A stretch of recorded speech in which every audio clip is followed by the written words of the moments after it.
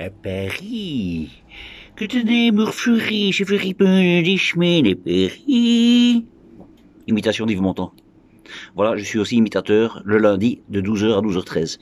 Voilà, donc si vous voulez bénéficier de mes services, vous laissez un message. Et voilà, c'est une bonne mise en... Oh putain, c'est pas bon. Oh que c'est pas bon. Bon, c'est pas grave les gars. Je voulais faire quelque chose d'un peu original. Je suis pas sûr que ce soit original. Enfin, peut-être que si, mais pas drôle. Voilà, vous allez bien les amis? Eh ben, écoutez, moi je profite de ce temps un petit peu changeant pour faire ma revue de presse. Voilà. Mais oui, j'ai envie de faire une petite revue de presse et un peu de vent. C'est pour ça que je reste chez moi dans ma terrasse, parce que si je vais dans les champs, on n'entendra rien, on entendra... C'est chiant. Ouais, c'est chiant. C'est pour pas me comprendre, il n'y a aucun intérêt. Donc voilà. Écoutez, j'espère que vous allez bien. C'est lourd, hein? Je sais. C'est épuisant. Je sais. Mais on lâche rien. On est toujours là. Toujours vivant. Rassurez-vous. Toujours debout. Oui. Imitation aussi de Renaud. C'est plus facile de faire l'imitation aujourd'hui qu'avant, quoi. Maintenant, c'est plus simple. Tu sais pas chanter, c'est pas grave. Tu fais bien Renaud. Voilà. Bon, allez, on commence. Allez, ouais, je suis en forme, les gars. Ouais, je suis en forme. Alors, je vais commencer juste par une petite anecdote qui m'est arrivée hier à la Batte, à Liège. Donc, la Batte, c'est un grand marché ouvert. On vend de tout, fruits et légumes, un maximum de choses. Donc c'est hyper connu ici à Liège. Donc j'étais à la Batte et il y a des gens, beaucoup de gens qui me faisaient des beaux sourires. Hein, c'était des gens sans masque qui me faisaient des beaux sourires, qui m'avaient reconnu. Il dit on vous suit sur Facebook. Hein. Oh merci. Dit. Alors ça c'est chouette parce qu'avant la crise on disait oh j'ai vu votre pièce génial. Oh j'ai vu votre film génial. Maintenant c'est on vous suit sur Facebook. Ah ouais, ça a changé. Voilà, je suis dans la nouvelle ère artistique. Maintenant, tu passes plus en télé, tu passes sur Facebook. Et je dois reconnaître que ça marche. Ouais, voilà. Donc j'ai eu plein de sourires à la Batte. Et il y a des gens qui me reconnaissaient. Faire attention, monsieur Cuvelier, le masque est de nouveau obligatoire ici au marché. J'ai dit, ouais, je sais pas, c'est possible, ouais. Non, mais je vous dis parce que ils allongent, quoi. Ben, voilà. Donc ils réprimandent, ils donnent des amendes. Ouais, alors moi je réponds avec un grand sourire, évidemment, gentiment, j'en ai rien à foutre. Oui, moi j'en ai rien à foutre toujours. Et effectivement, ça a pas loupé. Il y a 2 flics qui passent. Monsieur, je peux demander de mettre votre masque, s'il vous plaît? Je mets jamais ça. Ah, pourtant c'est obligatoire. Oui, mais non, je ne mets pas. Ah, mais ici maintenant, à la Batte, c'est obligatoire. De nouveau, eh ben c'est pas grave, je viendrai plus. Voilà. C'est tout bête, hein. C'est tout bête. Et je leur dis gentiment, ces flics, vous en avez pas marre, messieurs? Attention, je suis pas anti-flic, hein, je leur dis comme ça. Attends, petit camion qui passe. Voilà, allez. C'est un bon moment, toi. Il y a un camion qui passe ici par heure, il faut qu'il passe à ce moment-là. Imbécile. Donc, du coup, je lui dis, oui, mais vous n'avez pas marre de faire ça? Mais monsieur, non, monsieur, qu'est-ce que vous voulez, c'est notre travail. C'est pas votre travail de faire ça. On n'est pas là que pour ça. Monsieur, on est aussi là pour la sécurité. J'ai moi, toute la journée dire le masque ici, par là, le masque. Vous en avez pas marre, quoi. Monsieur, c'est comme ça, c'est les règles, on suit les règles. J'ai vous écoutez ce gouvernement de crétin. Allez, au revoir, monsieur. Voilà.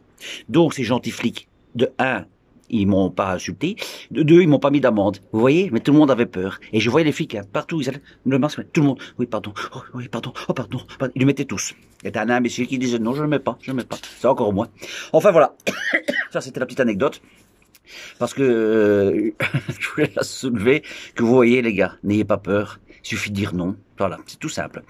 Et j'ai aussi vu que il y a la foire de Liège qui va commencer, et là il faut pas de Covid safe, oui, hein, le fameux Covid safe, il le faut pas, juste le masque obligatoire. Et là je vois les gens en commentaire qui s'habituent, commencent à dire oh super, il y a pas le Covid safe, c'est juste le masque. Et les gars, oui, c'est bon maintenant, on est habitué, hein, voilà, c'est bon, il n'y a pas de Covid safe, oh, non maintenant ça va, il n'y a pas de Covid safe, c'est juste le masque, ouais, voilà, on est tranquille, et après ça va être quoi? Eh les gars, il n'y a pas de Covid safe, c'est juste le vaccin maintenant, et, ouais, c'est cool, hein, et il faut pas s'habituer à ça, boycotter cette foire, n'allez pas avec le masque obligatoire, ou alors n'y allez sans masque, mais allez pas vous amuser, c'est un centre d'amusement avec un masque où il y a plein de gosses, c'est l'image que vous donnez aux enfants, quoi. Regardez les enfants, qu'est-ce que ça me dit? Oh, je sais, oh, c'est ça. Non, quoi, non, n'y allez pas, boycotter cette foire. Moi, je la boycotte. Eh ouais, ça fait 2 ans que mes enfants n'y vont pas. Eh ben, tant pis. C'est pas grave, on continue le combat. Moi, je vais pas marcher dans cette mascarade. Donc, voilà, je vous invite à ne pas y aller à cette foire de merde, avec cette foire géniale, pardon, mais avec ce masque de merde. Voilà. Donc, je vous demande gentiment de le boycotter. Alors, comme on est là-dedans, comme on est le masque Covid safe, de nouveau, ben voilà, mes amis, j'ai annulé ma série de spectacles en décembre. Je devais jouer un mois mon one-man show, mon nouveau one-man show, que j'avais commencé à écrire, et je devais le jouer tout le mois de décembre. Eh bien voilà, on a décidé avec le directeur du théâtre d'annuler.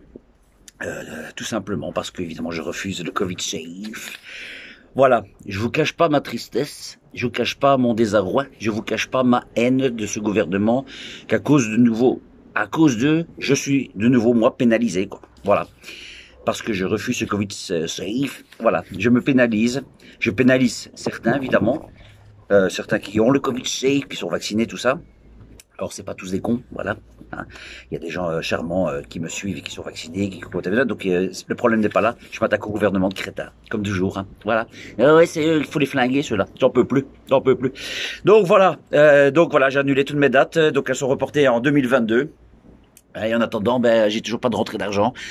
Voilà, je vais aller au resto du cœur pour aller chercher à bouffer parce que je commence à plus m'en sortir.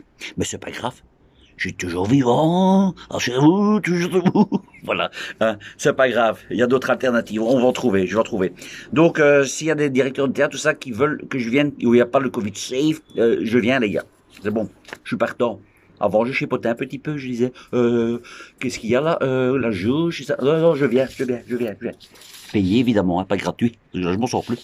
Alors, voilà, donc, allez, on va commencer cette revue de presse, vite fait, bien fait. Alors, Jean Castex, à propos des PCR, confirme la fin de la gratuité des tests de confort pour le 15 octobre. Il appelle ça des tests de confort. Ah oui, ah là j'ai vu tout le monde, chaque fois qu'ils allaient faire un test dans le nez, ils sortaient tous comme ça. Alors c'était bien, ouais, quel confort, on est couché tranquille, ils mettent ça dans le nez jusqu'au cerveau, mais nickel. Quel confort, quel imbécile. Test de confort, quoi. Quel crétin celui-là. Alors, au Danemark, écoutez bien, le Danemark est le premier pays au monde à reclasser le Covid-19 comme grippe ordinaire. Voilà, donc bravo au Danemark. Donc le Covid-19, c'est une grippe. En fait, je dis ça depuis 1 an et demi, je me faisais insulter. C'est une grippe, qu'est-ce que vous voulez que je dise? Il y a des grippes qui tuent, des grippes qui tuent pas, voilà, le Covid il tue pas, voilà, c'est pareil. Donc voilà, c'était une grippe, qu'est-ce que vous voulez que je dise? Donc voilà, le Danemark a reclassé le Covid comme une grippe ordinaire. On y arrive tout doucement. Alors, Elio Di Rupo. Alors c'est un ministre belge de l'incompétence. Alors c'est un imbécile celui-là. Il est con. Enfin, tu vas dire quel ministre n'est pas con. Ceux qui sont pas cons, ils sont plus ministres. Voilà. Donc, Elio Di Rupo, ce ministre imbécile, c'est vraiment un imbécile. Hein. Pour les Français, je vous jure, hein, ça c'est Jean Castex à côté, c'est je sais pas moi, c'est Gainsbourg quoi, c'est la classe quoi. Ah ouais. Donc il est vraiment un imbécile celui-là. Il a déclaré il faut protéger les vaccinés. Qu'est-ce que c'est que cette phrase quoi? Il faut protéger les vaccinés. Et qu'est-ce qu'il faut faire, Di Rupo? Il faut les revacciner pour qu'ils soient... Parce qu'on comprend pas. Cette phrase n'a aucun sens, mais on l'entend tous les jours maintenant. Il faut protéger les vaccinés. Ouais, voilà. C'est-à-dire, ils sont vaccinés. C'est pas ça. Ça protège, mais pas tout à fait. Voilà. En fait, ils sont protégés, mais pas à 100%. Voilà. C'est une belle phrase. Quelle phrase de merde, quoi. Il faut protéger les vaccinés. Ils savent plus quoi inventer, les gars. Ensuite, qu'est-ce qu'il y a d'autre? Parce que j'ai plein de choses, quoi. Ah oui, Di Rupo, c'est un imbécile. Il a aussi dit, le choix est pourtant simple. Ou bien on accepte la protection salutaire des vaccins, dont tout indique qu'ils sont efficaces. Du con. Ou bien on se prive du vaccin et on s'expose au risque considérable d'être contaminé et de mourir dans d'atroces conditions. Oh, c'est vrai.